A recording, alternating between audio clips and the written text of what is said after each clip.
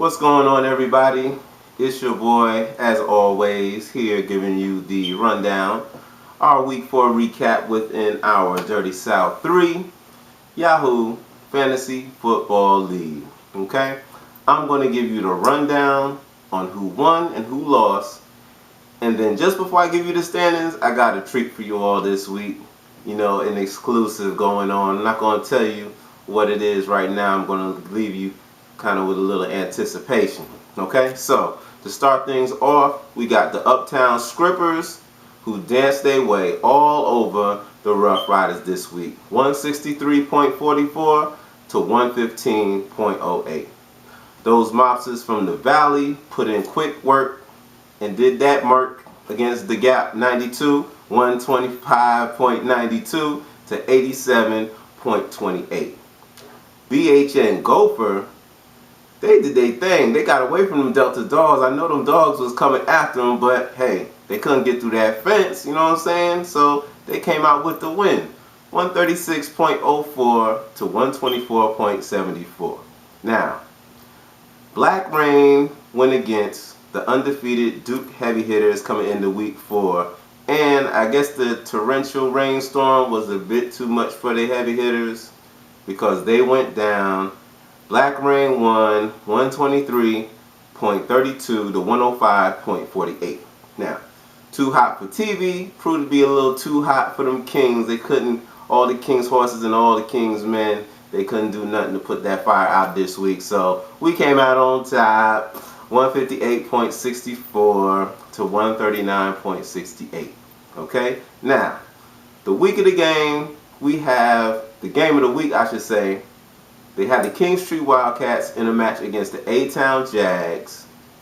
And the Wildcats came out on top to preserve their winless record, 156.08 to 129.78. And now, for my little surprise that I have for you all, we got live on the line Coach Roberts, the coach and owner of the King Street Wildcats. Coach Roberts, are you there?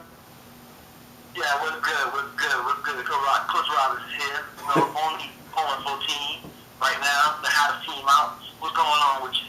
Nothing much. I'm glad to have you up here in Quan's Kingdom, giving all the highlights of our fantasy football league. I just want to ask you, how does it feel to be undefeated so far and in the number one spot in the league? Well, you know, it's a great feeling. I was getting a lot of harassed by Coach Duke of the heavy hitters, who was supposedly 3-0 team, but one of the big teams out there. You know, he was harassing me. We had a big game this week, but I went on there and I posted some stuff that because I already knew I was going to win. So, you know, he's easy. He's nothing to me. So I just went on there and just showed the players in to do their job. I already know they're going to win.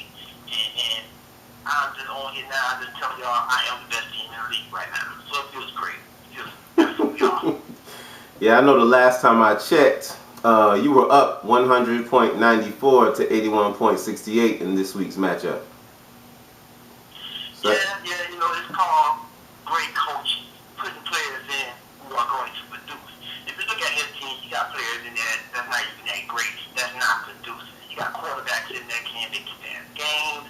You got wide receivers sitting on the bench that should be in the game, but you know that's a coach you don't know what he's doing. You know, so I am the best right now. I am the greatest right now. And, you know, I'm going to worry about true teams. He's not one of them. Well, I have to give you credit. You have been winning, and I think that as far as your coaching skills, you've been doing a pretty good job. I see that for week 5, that Fred Jackson came through for you again. And also, you probably would have did really good if you would have kept CJ Spiller in the game, because he got like 12.6 points. Even though you did pick the better of the two, 21.30. And I guess you had to pick one over the other and didn't want to take the chance of putting them both in there. But on that note, you know, I didn't trust Spiller because I know he's injury prone. He was injured going into that game. I didn't think he was going to make it past the game, but, you know, I'm going to save him for another game. But Fred's been on the game, so I threw him as a starter, and I kept Maurice in there to see what he's going to do this week. Okay, cool. You had a good game in week 4. I know some of the highlights. You gotta be enthused to the utmost, to the fullest, and ecstatic that you have a quarterback like Peyton Manning leading your team, because last week he got you like 39 points.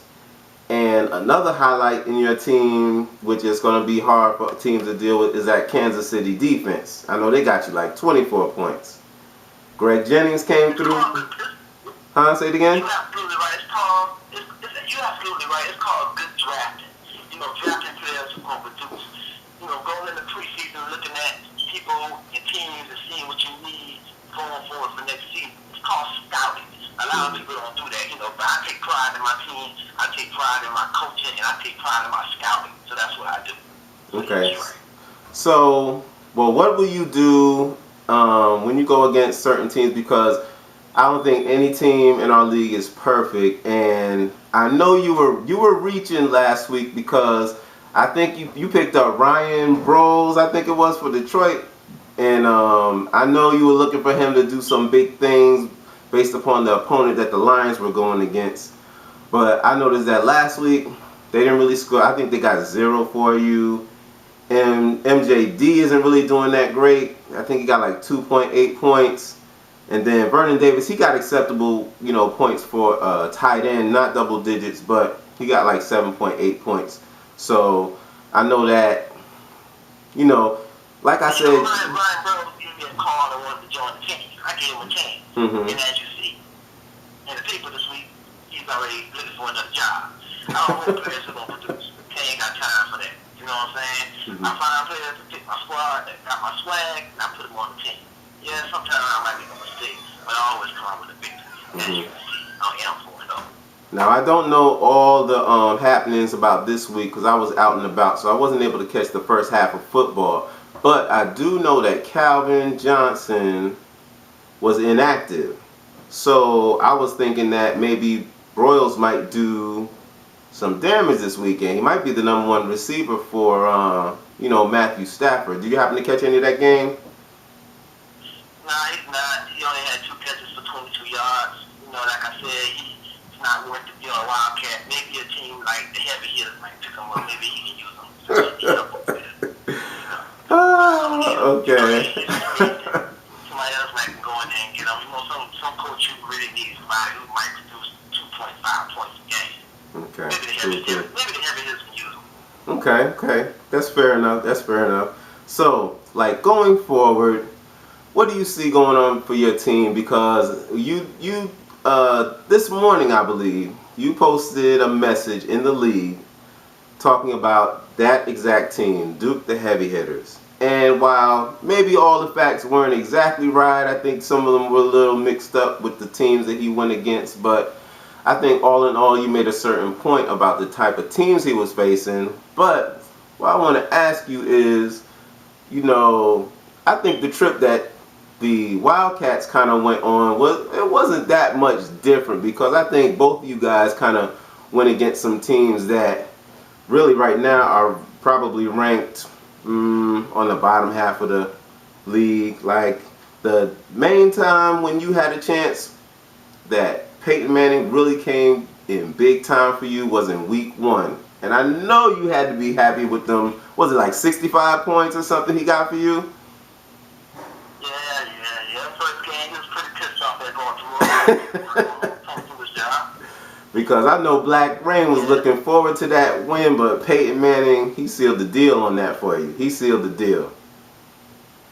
Because he was coming kind of hard for you. Huh?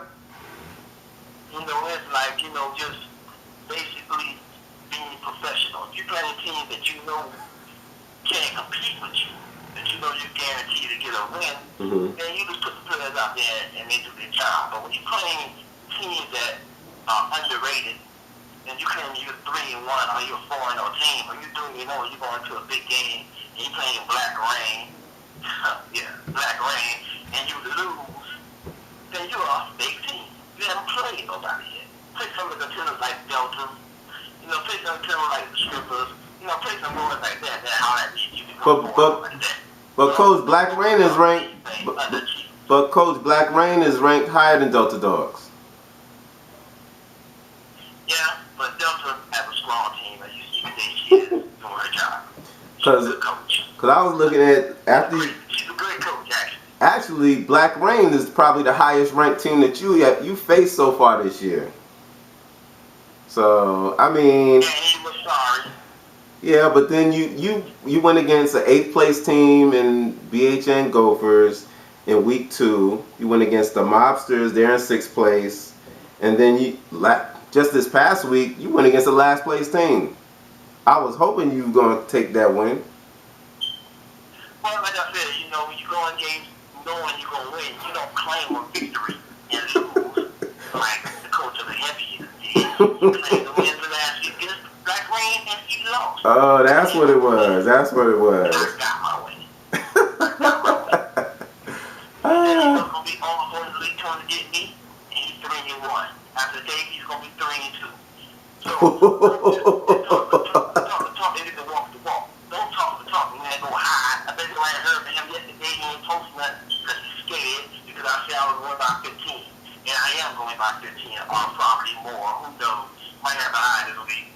Because my team don't like the heavy hitters. The heavy hitters don't like us, but they can't produce and we can. So it is what it is. All right. Strong words from Coach Roberts of the King Street Wildcats. Coach Roberts, I want to thank you for being live in the studio with me on the phone and giving me your thoughts on your 4-0 team. Can you predict about how long your winning streak will go on for? I'm looking to be 6-0. I think the only team that will be problems probably be the Uptown Strippers, Delta. 8-2 out might even give me a little problems, Mm-hmm. Well, let's see. And I'll get back with you there on a later date, but you can catch me when I'm 6-0. Yeah, we'll see how that happens. Honestly, I wish I could have faced you in week 4. I would have had the victory. Did you see that? Did you see that? We didn't play, so I didn't put second player today. So maybe when we do play, you have the opportunity to Well, we'll see what happens. We'll see. Coach Roberts predicting at least a 6-0 winning streak. Coach Roberts, again, I want to thank you for joining me, and I will catch you next week on the Fantasy Football League message board and also with my Week 5 recap. It's been a pleasure. It's been a pleasure. Keep it real. Keep doing your job. You're doing a great job at it. And I'll make sure everybody gets to know it, because this is what it is. Wildcats going to the championship. That's what it's all about. Peace. All right, cuz. Love you. Y'all you take it easy. Love you too. All right. Now that was Coach Roberts on the line live with us during the the recap of week 4. Now, with the standings in the league, they are like this. Of course, I was just speaking with the 4-0 undefeated #1 team in the league, King Street Wildcats. We've got 2 teams with a record of 3-1 right now. That is in 2nd place, the D.U.K.E Heavy Hitters, and in 3rd place, the Uptown Strippers. In 4th place, we've got Black Rain. 5th place, we've got Delta Dogs. 6th place, we got those Mobsters from the Valley holding in there strong. Too Hot for TV is right behind them in 7th place. In 8th place, we've got BHN Gopher, and in 9th place, we've got the Rough Riders. All of these teams have a record of 2-2 for a total of 6 teams out of the league. Now, the next 2 teams have a record of 1-3. They are in 10th place, the ATL Kings, and in 10th place, the Gap 92. In 12th place, still winless, and this past week was a rough week for you. I know. I'm looking for that #1, that first win for you. That's the A-Town Jags. Now, it's me, your boy, and I'm out of here, live from the studio in Quan's Kingdom, and I want to wish you all luck. I hope you paid attention to your rosters, because if you're just not looking at your rosters now, and we're in the second half of Football Sunday, it's probably too late. Go ahead and chalk up that victory and go ahead and write down an L for you, because you're too late, baby. But anyway, I will catch you all next week when I do the recap for week 5, and I'm out.